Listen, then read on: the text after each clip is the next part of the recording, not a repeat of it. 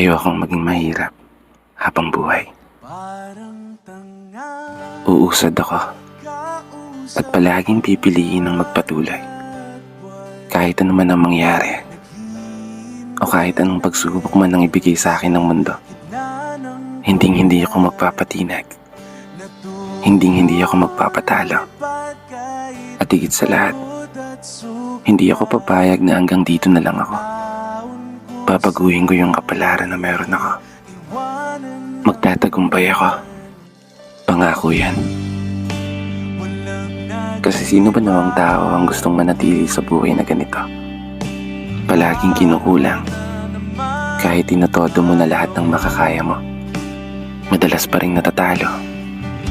Sa kabila ng pagiging porsigido na manalo, na tila ba mahilap sa'yo ang tadhana at para bang napakadamot ng mundo para ibalato na lang at magkatotoo